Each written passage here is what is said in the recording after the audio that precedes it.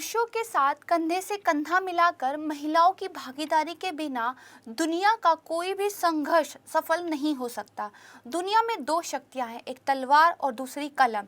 लेकिन एक तीसरी शक्ति भी है जो है महिला शक्ति, जो कि बाकी दोनों से अधिक शक्तिशाली है। मलाला यूसुफजई की ये कोट है। देखिए, महिला और पुरुषों की भागीदारी से दुनिया में कोई भी काम किया जा सकता है, लेकिन इसके लिए पहले महिलाओं को एम्पावर करने की ज़रूरत है। आज इंटरनेशनल वुमेंस डे पर हम महिला सशक्तिकरण और भारत में महिलाओं की क्या स्थिति है, इस पर चर्चा करेंगे। ये टॉपिक आपके सोसाइटी और वुमेन्स कीवर्ड के नाम से सिलेबस में दिया गया है, इसीलिए इम्पॉर्टेंट हो जाता है। वीडियो स्टार्ट करने से पहले मैं अपनी पूरी संस्कृति आईएएस टीम की तरफ से आप सभी को इंटरनेशनल वुमेन्स डे की शुभकामनाएं देना चाहती हूँ। हम न केवल अपने महिला व्यूअर्स को शुभकामनाएं देना चाहते हैं, बल्कि वो पुरुष व्यूअर्स जो महिलाओं को आगे बढ़ने में कुछ योगदान कर रहे हैं, या हर वो व्यक्ति जो समाज को और ज़्यादा समान बनाने में अपना योगदान दे रहा है, उन सभी का हमारी टीम अभिवादन करती है। तो आइए स्टार्ट करते हैं अपना आज का वीडियो स्टार्ट करने से पहले देखिए, संस्कृति आईएएस की तरफ से सामान्य अध्ययन का एक फाउंडेशन कोर्स लॉन्च किया गया है, जो कि ऑफलाइन और लाइव कोर्स के रूप में उपलब्ध है। ये कोर्स जो है 14 अप्रैल से शुरू हो रहा है। इसके बारे में और अधिक जानकारी के लिए आप दिए गए नंबर पर संपर्क कर सकते हैं। साथ ही संस्कृति आईएएस की वेबसाइट पर आप जाकर विजिट भी कर सकते हैं। तो आइए शुरू करते हैं अपना आज का वीडियो। देखिए, महिला सशक्तिकरण, इसको समझने से पहले एक बेसिक कॉन्सेप्ट मैं आपके साथ डिस्कस करना चाहूँगी, जो है नारीवाद या फेमिनिज्म। कई बार ये मिसकंसेप्शन बन जाता है कि नारीवाद का मतलब ये निकलता है कि महिलाएं अपने लिए कुछ विशेष अधिकारों की मांग जो है कर रही है, स्पेशल ट्रीटमेंट। लेकिन नारीवाद ये कहता है कि महिलाओं के पास जो अधिकार नहीं है उनको वो राइट्स दिए जाए, साथ में जो पुरुषों के पास अधिकार नहीं है वो पुरुषों को भी दिए जाए, और महिला और पुरुषों दोनों को इनके लिंग से अलग, इनके जेंडर बायसेस से अलग समान रूप से ट्रीट किया जाए, और एक समान जो समाज है वो समान यानी कि इक्वल सोसाइटी के रूप में उसको बनाया जाए। तो यहीं से देखिए, अगर आपको दो लोगों को समान करना है, लेकिन एक जो है कम्युनिटी या एक समुदाय नीचे है, एक थोड़ा सा ऊपर है, तो इसको आपने सशक्तिकरण करके, इसको एम्पावर करके बराबर करना होगा। इसीलिए हमें महिलाओं के लिए कुछ एक्स्ट्रा कदम उठाने की ज़रूरत है, इसलिए हमें महिलाओं के लिए कुछ अलग ट्रीटमेंट देने की ज़रूरत है। यहीं से ये वर्ड निकल के आता है, महिला सशक्तिकरण। ठीक है, समझते हैं। देखिए, महिलाओं को पुरुषों के बराबर, कुछ ज़्यादा नहीं कुछ कम नहीं, बराबर, ठीक है, वैधानिक, राजनीतिक, शारीरिक, मानसिक, सामाजिक और आर्थिक क्षेत्र में उनका जो परिवार, समुदाय, समाज और राष्ट्र है, और उसकी सांस्कृतिक पृष्ठभूमि में निर्णय लेने की स्वायत्ता से है। वेरी इंपॉर्टेंट कीवर्ड्स यहाँ पे, डिसीजन लेने की फ्रीडम होनी चाहिए हर एक क्षेत्र में, और वो भी कुछ स्पेशल नहीं, बराबर। तो ये जो है वुमन एम्पावरमेंट है, यानी कि मैं पढ़ लिख के इस काबिल बन जाऊँ कि अपने करियर में फ्री होकर डिसीजन ले पाऊँ। मुझे सोसाइटी के किन्हीं बाइसेस से कि क्या एज है, कौन सा अप्रोप्रिएट तरीका है, उस सबसे अलग होकर स्वतंत्रता हो। मोटे तौर पर ये मैं कह सकती हूँ, समझाने के लिए इतना पर्याप्त है। तो अगर कभी भी ऐसे में आपको महिला सशक्तिकरण की एक डेफिनेशन लिखनी पड़े, तो इसको आप यूज़ कर सकते हैं। ये जनरल परिभाषा है, क्योंकि महिला सशक्तिकरण का हर एक क्षेत्र में अलग अलग यूज होता है। जैसे राजनीतिक सशक्तिकरण, आर्थिक सशक्तिकरण, ठीक है, ये एक ब्रॉड टर्म है, इसका बहुत व्यापक मीनिंग निकलता है। हम यहाँ पर मोटे तौर पर बातों को समझ रहे हैं, ठीक है, समझ गए। इसके बाद देखिए, अगर भारत में महिला सशक्तिकरण के इतिहास पर हम बात करें, तो प्राचीन काल में आपने सुना होगा सभा, समिति, विधत। जो वैदिक काल था वहाँ पर महिलाओं को काफ़ी अधिकार थे। राजा को चुनने वाली समितियों में भी महिलाएं जो है पार्टिसिपेट करती थी। आपने सुना होगा कि लोपा, मुद्रा, इन महिलाओं ने जो है ऋग्वेद के, यानी कि जो हमारे वेद हैं, उनके श्लोकों की भी रचना की थी। लेकिन धीरे धीरे महिलाओं की स्थिति जो है नीचे गिरनी शुरू हुई। और बाद में जब मध्यकाल आया तो उसमें मुगलों के आगमन से, राजपूतों की अपनी जो है आप कह सकते हैं व्यवस्था से, जातीय प्रथा की वजह से महिलाओं का स्थान गिरा, पर्दा प्रथा वगैरह की जो है शुरुआत हो गई और महिलाओं को घर के अंदर ही बंद करके रखा जाने लगा।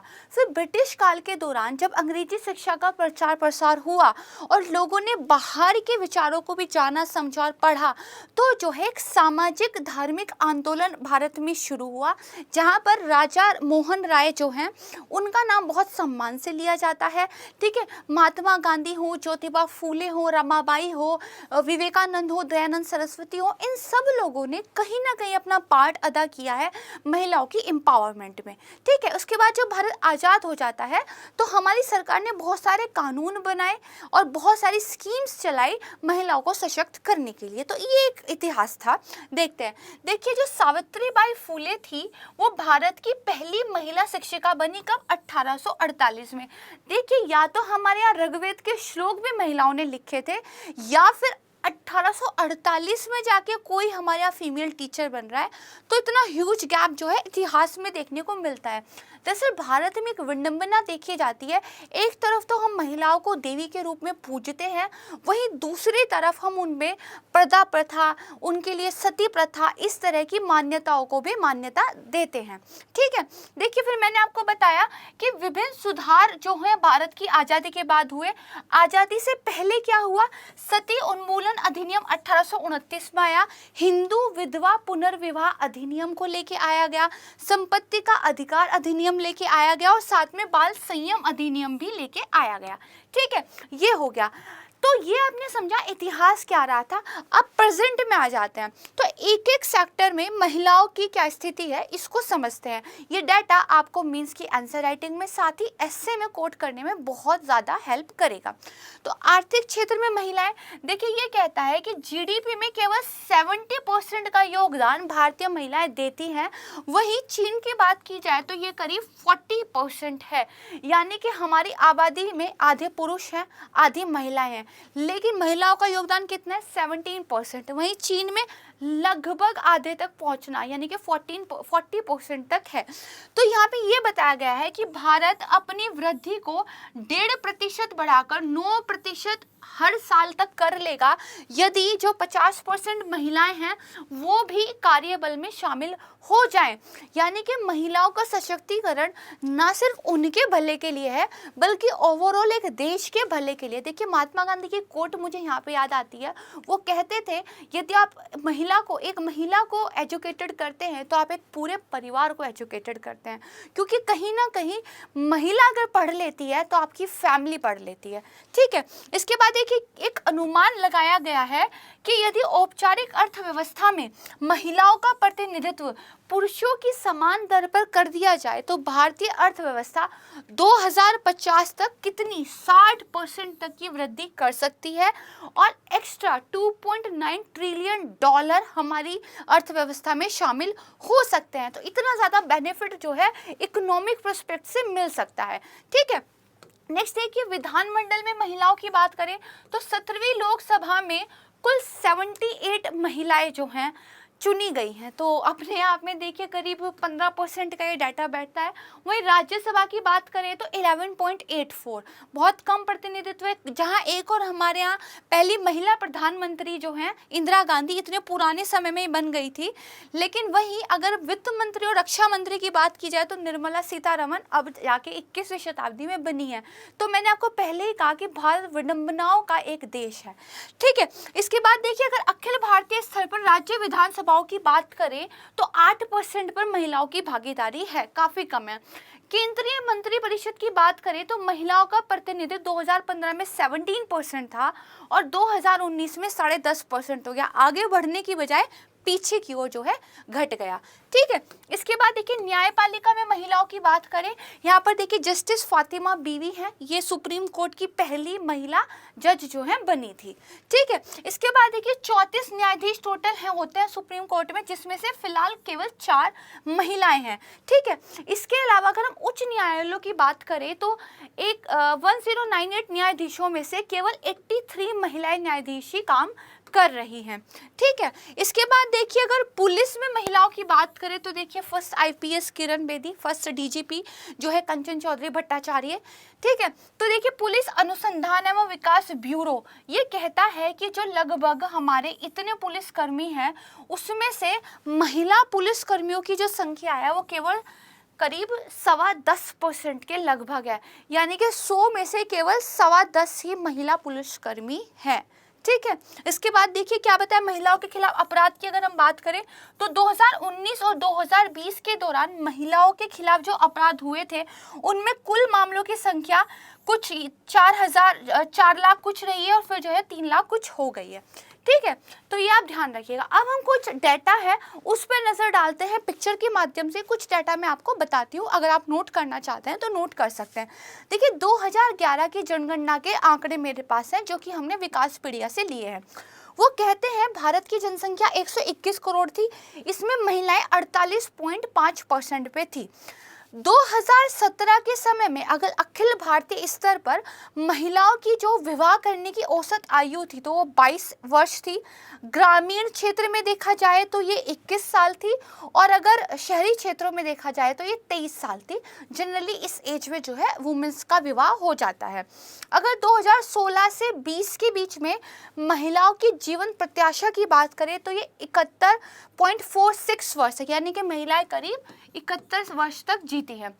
वहीं अगर पुरुषों की बात की जाए तो थोड़ा कम जीते हैं, 68% तक जीते हैं। तो अगर एक फनी वे में मैं चीज़ें आपके सामने रखना चाहूँ तो पुरुष शायद अपनी कुछ जिम्मेदारियां महिलाओं को दे दें, उन्हें बाहर निकलने दें तो उनके सर से थोड़ी टेंशन कम हो सकती है। खैर जो कपाट्स, उसके अलावा देखिए अगर 2015-16 का हम आंकड़ा देखें तो जो प्राथमिक कक्षा है उसमें 100 लड़कों पर 93 लड़कियां होती थी। उच्च प्राथमिक कक्षा की बात करें तो 95 लड़कियां और माध्यमिक तक पहुंचते पहुंचते वो 91 हो जाती थी और वरिष्ठ माध्यमिक कक्षा तक पहुंचते पहुंचते केवल 90 लड़कियां ही रह जाती थी। यानी कि प्राइमरी से जब आप हायर सेकेंडरी एजुकेशन तक पहुंचते हैं तो महिलाएं जो है कम होती जाती है, इसका मतलब ड्रॉप आउट रेट उनका ज़्यादा है। ठीक है, इसके अलावा यहाँ पे डाटा देखिए जेंडर रेशियो दिखाया गया है इंडिया का 2005 से लेके 15 तक। 2005-7 में जहाँ 1000 पुरुषों पर 901 महिलाएं थी तो यहाँ पर देखिए 2015 दिखाया हुआ है, यहाँ पर देखिए 900 महिलाएं हो गई हैं, यानी कि 100 महिलाएं 1000 पुरुषों के लिए कम हैं, क्योंकि आपका डाटा तो बराबर होना चाहिए ना।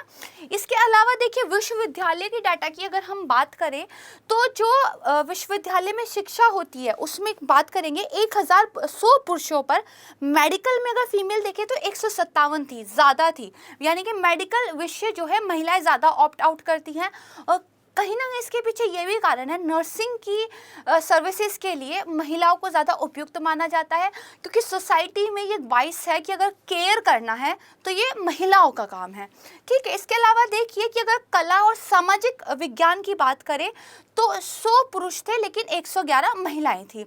वहीं अगर विज्ञान की, वाणिज्य की, इंजीनियरिंग की, टेक्नोलॉजी की बात करें तो महिलाओं की संख्या कम हो जाती है। यानी कि सोसाइटी जो मानती है कि कला हो गया, सामाजिक विज्ञान हो गया, मेडिकल केयर हो गया, ये महिलाएं अच्छे से निभा पाती हैं, तो देखिए एजुकेशन में भी वो ज़्यादा इनरोल उनका हो रहा है। वहीं अगर आप इंजीनियरिंग, टेक्नोलॉजी, मैथ्स, कॉमर्स की बात करें तो महिलाओं की संख्या कम है। यहाँ पर देखिए लिटरेसी रेट के बारे में बात की गई है। 2011 में ओवरऑल लिटरेसी रेट था 69.3%, मैन थे 78.88% और वुमेन जो थी 59.28%। 2018 में भी हम इसको बराबरी पर नहीं ला सके, 74% के लगभग जहां टोटल हमारा लिटरेसी रेट था, 82% पुरुष जो है शिक्षा प्राप्त कर चुके थे, वहीं महिलाएं केवल 65% थी। तो आपने तो बेसिक एजुकेशन ही अभी पूरी तरह नहीं दी है, उसको भी लेना बहुत ज़रूरी है, क्योंकि फंडामेंटली तो वही आपके जीवन में आगे काम आएगी। इसके अलावा देखिए अगर हम आवधिक श्रम बल सर्वेक्षण इसके डाटा को कोट करें तो ये बताता है कि ग्रामीण क्षेत्र में 2017-18 में महिलाओं के लिए श्रमिक जनसंख्या अनुपात था 17.5, वहीं पुरुषों के लिए 51.7% था। तो पुरुष 51.7% के रेट से जो है एम्प्लॉय हैं, वहीं महिलाएं 17% पे हैं। शहर में ये डेटा और ख़राब हो जाता है। शहर में जहाँ पुरुष 53% के रूप में एम्प्लॉय हैं, वहीं महिलाओं के लिए अनुपात 14% हो जाता है। ठीक है, ये समझ गए। इसके बाद देखिए लाइफ एक्सपेक्टेंसी जो है वुमेन्स की देखी जाए तो ये जो है सुधरी है, हेल्थ के लेवल पे हमने थोड़ा अच्छा काम किया है। ठीक है, इसके बाद देखिए रेट ऑफ अनएम्प्लॉयमेंट रूरल और अर्बन एरिया में दिखाया है। तो देखिए ये 3.5% था, फिर ये 5.6% हुआ रूरल में, अर्बन में 9.9% था और ये इतना हो गया। ठीक है, तो ये एक बेसिक डाटा कि शहर और ग्रामीण क्षेत्रों में देखिए चीज़ें अलग होती है। तो अगर शहर की एक महिला ये सोचती है कि मैंने इतना संघर्ष किया है यहाँ तक पहुँचने के लिए, इसके बावजूद भी मुझे क्या मिला, तो एक गाँव की महिला की स्थिति क्या होगी, क्योंकि वहाँ तो ओवरऑल सबकी ही हालत खराब है, पुरुषों की भी हालत उतनी बेटर नहीं है, क्योंकि संसाधन, रिसोर्सेज, इंफ्रास्ट्रक्चर वहाँ पर भी अवेलेबल नहीं है। अब देखिए जेंडर डिवाइड, इसकी हम बात करें, फाइनेंशियल मैटर आपकी फैमिली में कौन संभालता है, तो ऑब्वियस सी बात है जो मेल मेंबर होते हैं वही संभालते हैं, डाटा भी यही दिखाता है। देखिए अगर हम बात करें डिपॉजिट अकाउंट इन बैंक, तो मेल के देखिए कितने थे, ठीक है इतने थे।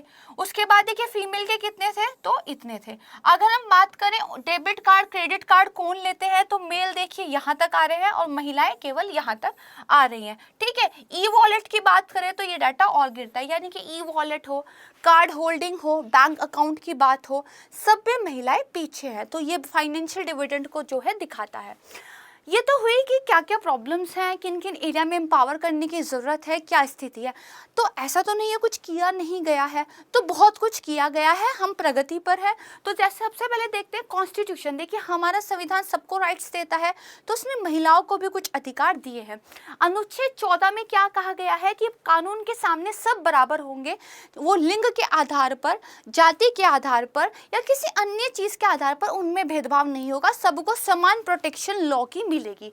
अनुच्छेद 15 क्या कहता है, धर्म, नस्ल, लिंग, रीति रिवाज, जाति आदि के आधार पर नागरिकों के साथ कोई भी भेदभाव नहीं किया जाएगा।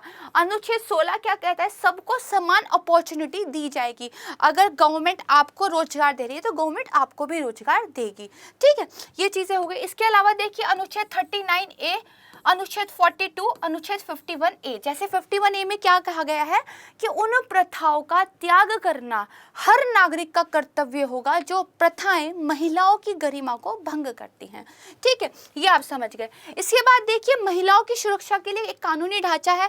तो सबसे पहले जो भारतीय दंड संहिता 1860 है, इसके तहत कुछ अपराध जो है घोषित किए गए हैं। जैसे धारा 376 रेप के लिए है, 509 तो आपका जो है सेक्सुअल हरासमेंट, धारा 498 है तो यातना के लिए, धारा 302, धारा 304 भी तो दहेज और दहेज हत्या के लिए, और 354 जो है मोलेस्टेशन के लिए है।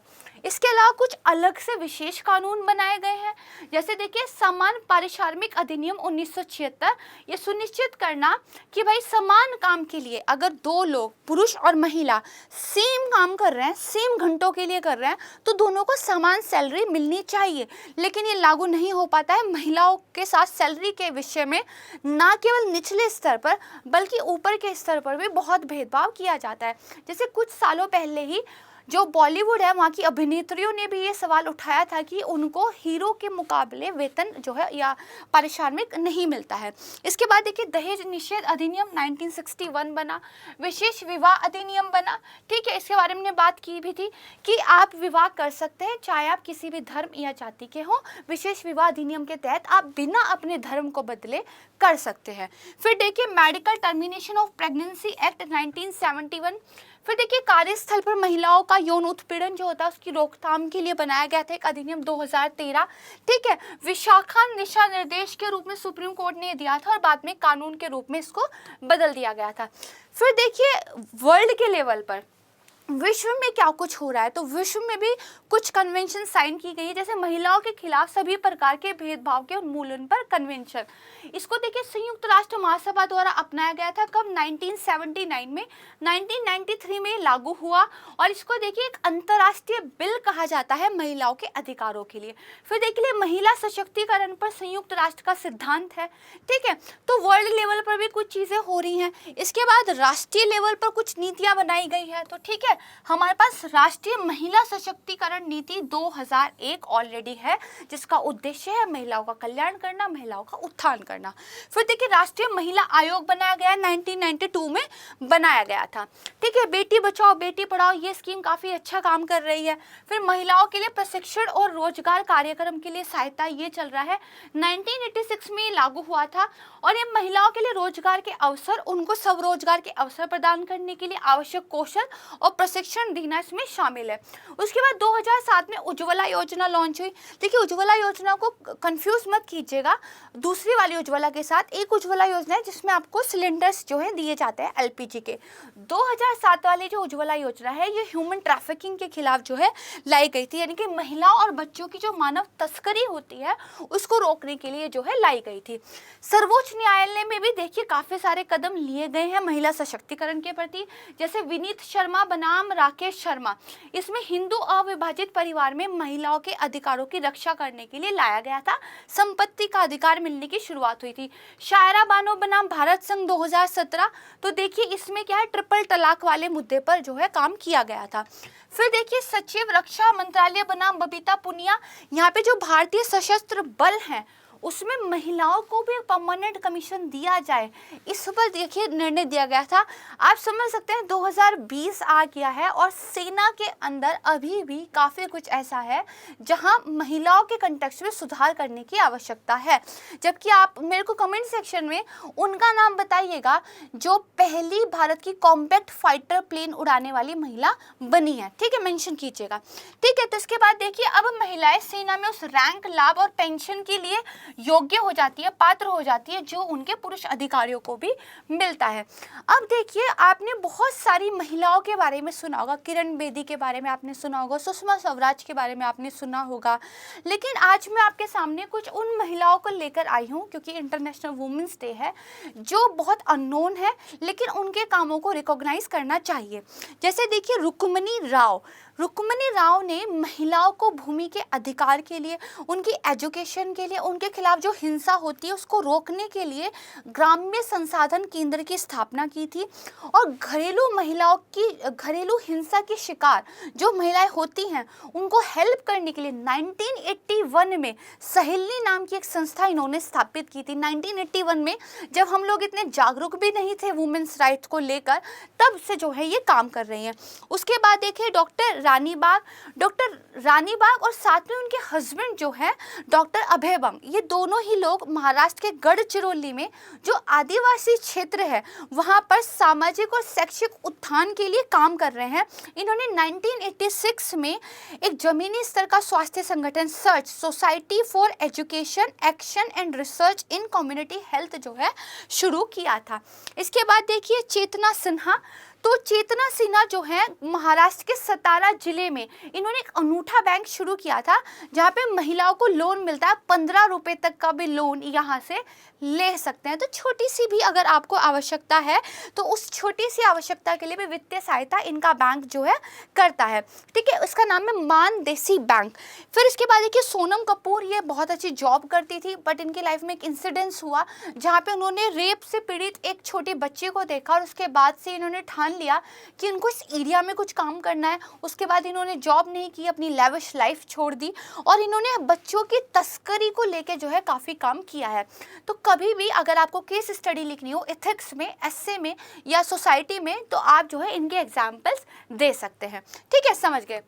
इसके बाद देखिए सरकार की तरफ से कुछ इंपॉर्टेंट स्कीम्स हैं जो महिलाओं के लिए चलाई गई हैं स्पेसिफिकली। तो इसमें Beti Bachao Beti Padhao, one stop centre योजना, महिला हेल्पलाइन योजना, उज्ज्वला कामकाजी महिला छात्रावास, स्वाधार गृह, नारी शक्ति पुरस्कार, महिला पुलिस स्वयं सेवक, निर्भया और साथ में महिला शक्ति केंद्र। ठीक है, तो इन स्कीम्स के बारे में एक एक दो लाइन आपको पता होनी चाहिए। काफ़ी चीज़ें मैंने डिस्कस भी कर दी हैं तो आप अपने आंसर में अच्छे से लिख पाएंगे। तो मुझे उम्मीद है कि यहाँ तक चीज़ें आपको समझ में आई होंगी और इन स्कीम्स के बारे में एक एक दो लाइन जो है आप ध्यान रखिएगा। ये आपकी एसए में, एथिक्स में और मीन्स के आंसर राइटिंग में काफ़ी काम आएगी। और वीडियो के एंड में एक रिक्वेस्ट मैं आपको करना चाहूँगी, चाहे आप पुरुष हैं या महिला हैं, इस समाज को और ज़्यादा समान बनाने लाने में अगर आप एक छोटा सा भी योगदान कर सकते हैं तो अवश्य कीजिएगा। और ये समाज हम सबके लिए बराबर हो, समान हो, खुशहाल हो। इसी कामना के साथ आज की वीडियो को हम एंड करते हैं। एक बार फिर से मेरी पूरी टीम की तरफ से आपको इंटरनेशनल वुमेंस डे की शुभकामनाएं। अगर ये वीडियो आपको अच्छा लगा है तो इसको लाइक कीजिएगा, शेयर कीजिएगा और चैनल को सब्सक्राइब कीजिएगा। तो आज के लिए बस इतना ही। थैंक यू, नमस्कार।